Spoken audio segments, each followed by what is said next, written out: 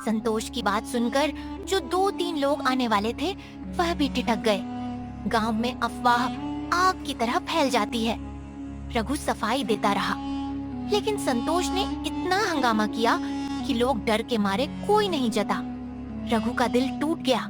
उसे समझ ही नहीं आ रहा था कि बिना किसी गलती के उसे यह सब क्यों झेलना पड़ रहा है। अगले 3 घंटे तक रघु खाली बैठा रहा।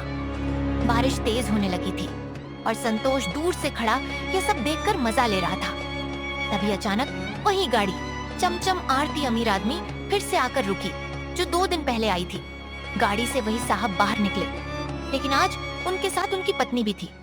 साहब मुस्कुराते हुए रघु के पास आते हैं और कहते हैं, नमस्ते भाई, आज हम खास तौर पर तुम्हारी मटन भाजी खाने के लिए शहर से यहाँ तक आए हैं। मेरी पत्नी को तुम्हारी स्वादिष्ट मटन भाजी का स्वाद इतना पसंद आया कि उसने आज घर पर खाना ही नहीं बनाया और हम दोनों साथ में आपका मटन बड़ी खाने के लिए आए हैं भाई। साहब, पर यहाँ तो लोग कह रहे हैं कि मेरी मटन भाजी खाकर आप बीमार हो गए थी।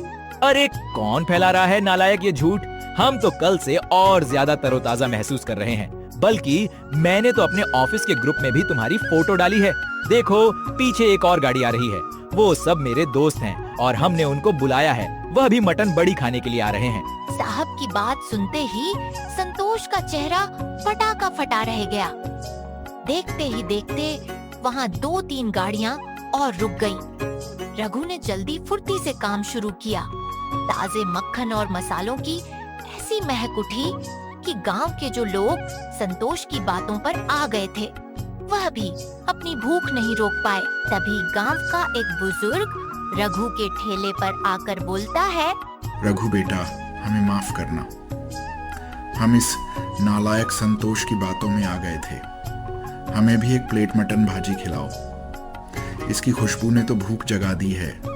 सभी लोग का मुंह में पानी आ रहा था। उस रात रघु की सारी भाजी बिक गई। संतोष शर्म के मारे वहाँ से चला गया। रघु ने आज सिर्फ पैसे ही नहीं कमाए थे, बल्कि संतोष की नालायकपन को भी नाकाम कर दिया था।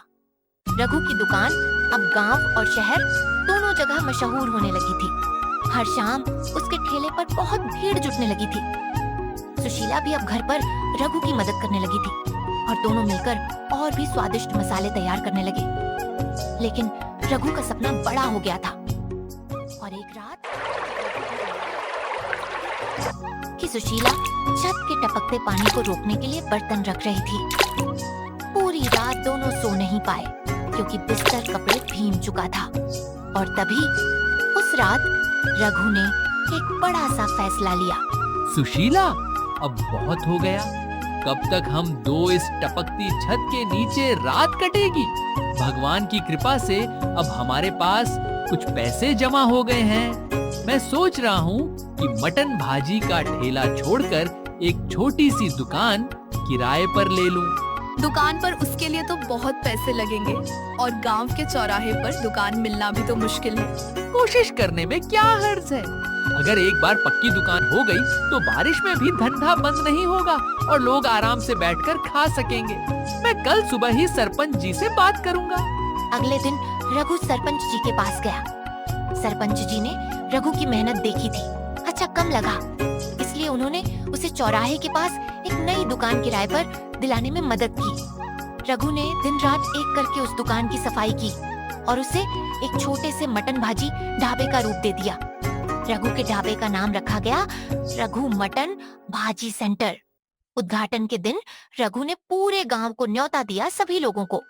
उसने सोचा था कि पुरानी बातें भूलकर वो संतोष को भी बुलाएगा ताकि गांव में भाईचारा बना रहे आपस में। जिसके बाद रघु संतोष की दुकान पर जाता है और कहता है, भाई, आज मेरी नई सी दुकान का उद्घाटन है, आप जरूर आना, मुझे बहुत खुशी होगी। बड़ा आया दुकान खोलने वाला। 2 दिन क्या अमीर आदमी शहर वाले रुक गए। तू तो अपने आप को हरिश्चंद्र समझने लगा। जा, मैं नहीं आने वाला तेरी गंदी हुई दुकान पर। रघु उदास मन से वापस आ गया। शाम को ढाबे पर खूब रौनक थी। मुसाफिर, गांव के लोग और बच्चे सब बड़े चाव से मटन भाजी खा रहे थे। तभी अचानक कुछ ऐसा हुआ जिसकी किसी ने उम्मीद नहीं की थी। गांव के कुछ आवारा लड़के जिन्हें संतोष ने पैसे देकर भेजा था, वो लोग ढाबे के अंदर आए और शोर मचाने लगे। और एक लड़का जानबूझकर प्लेट नीचे डाल देता है और कहता है, अरे ये कैसी मटन भाजी है, इसमें तो कंकड़ पत्थर पड़े हैं। तुम लोग हमें बीमार करना चाहते हो क्या? रघु सन्न रह गया। उसे पता था कि मटन भाजी उसने खुद सफाई की है, मटन की है, उसमें कंकड़ हो ही नहीं सकते।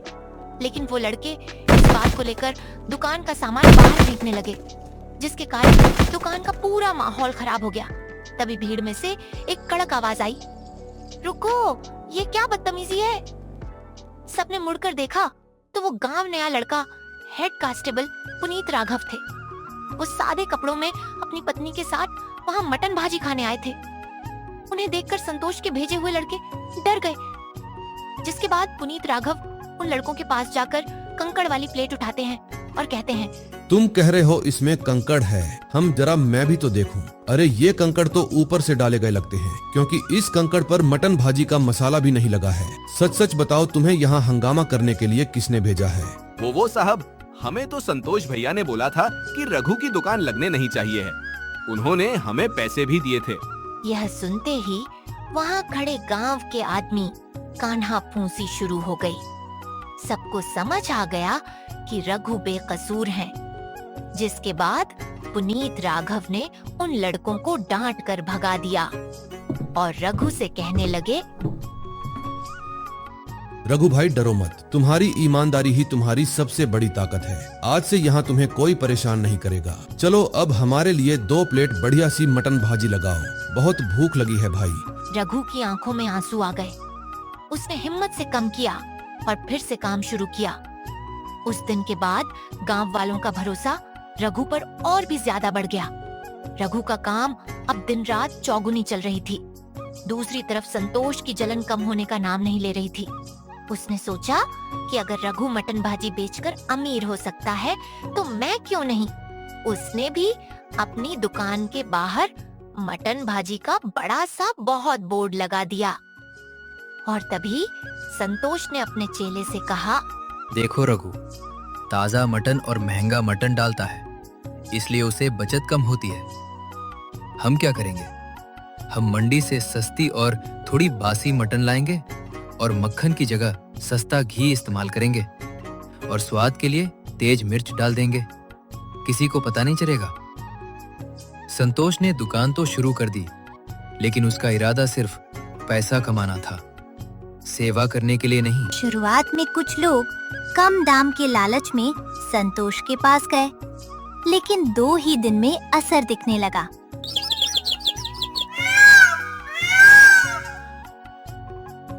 और एक दिन गांव का एक आदमी प्लेट पकड़कर संतोष की दुकान पर आया और कहने लगा, अरे संतोष, ये क्या खिला दिया तुमने? कल रात तुम्हारी मटन भाजी खाई थी, तब से पूरे परिवार का पेट खराब हो गया है।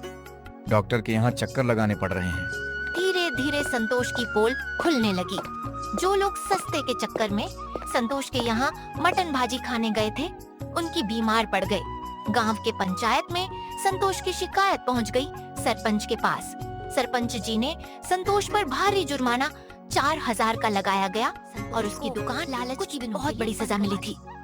संतोष की दुकान बंद हो गई और पूरे गांव में उसकी बदनामी की गई। दूसरी तरफ रघु ने अपनी मेहनत से न केवल गांव वालों का दिल जीता, बल्कि अब दूर दूर शहर से लोग उसकी मटन भाजी का स्वाद खाने आने लगे थे।